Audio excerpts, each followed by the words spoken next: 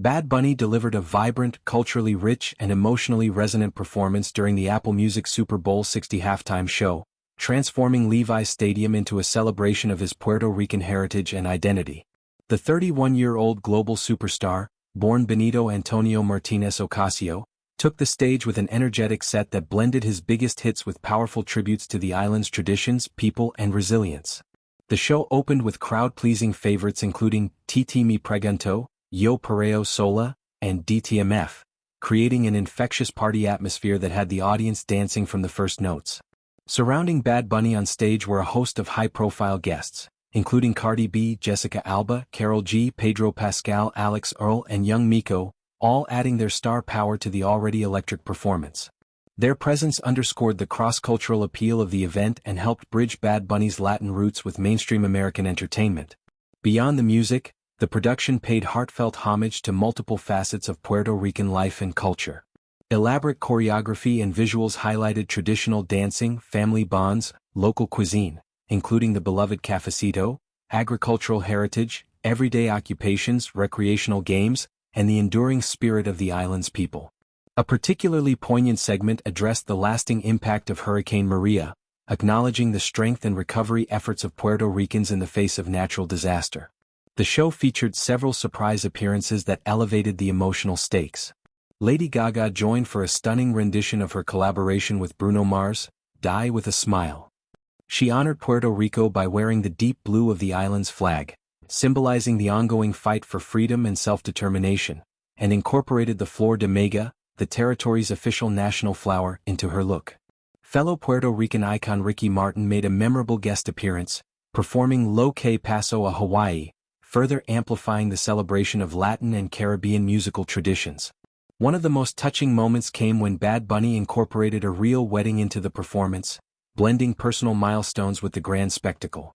In another heartfelt sequence, he presented one of his recently won Grammy Awards to a young Puerto Rican boy who had been watching the awards ceremony on television, symbolizing the passing of inspiration to the next generation and the importance of representation.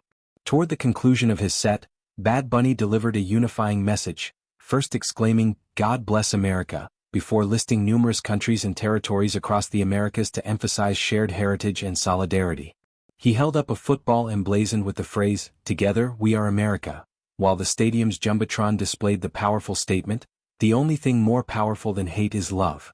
These elements framed the performance as not only an entertainment spectacle but also a call for unity and compassion. In the days leading up to the Super Bowl, Bad Bunny participated in a press conference where he grew emotional while discussing the person who had believed in him long before his fame.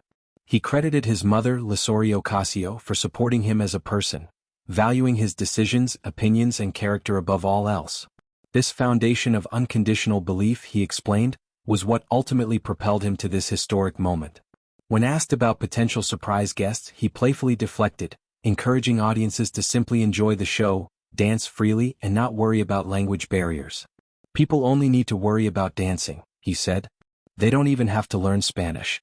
It's better if they dance, but there's no better dance that comes from the heart." He also reminded viewers to choose their team for the game, maintaining a lighthearted tone amid the massive buildup.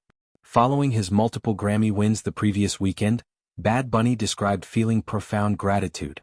He spoke about living in the moment and taking things one day at a time while preparing for the halftime show, emphasizing the importance of savoring the experience rather than becoming overwhelmed by its scale. The announcement that Bad Bunny would headline the Super Bowl halftime show, made in September 2025, carried deep personal and cultural significance.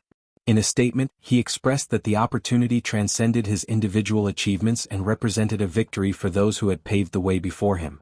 He dedicated the performance to his people, his culture, and their shared history, encouraging fans to tell their grandmothers about the milestone in Spanish, "Vy de la tu abuela que seremos el halftime show del Super Bowl."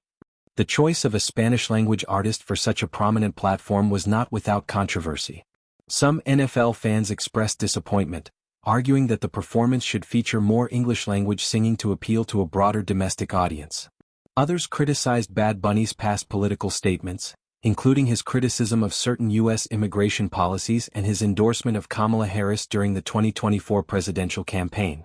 Despite the pushback, his supporters, along with figures like Whoopi Goldberg, who has praised him as a great American performer, celebrated the booking as a landmark moment for Latino representation.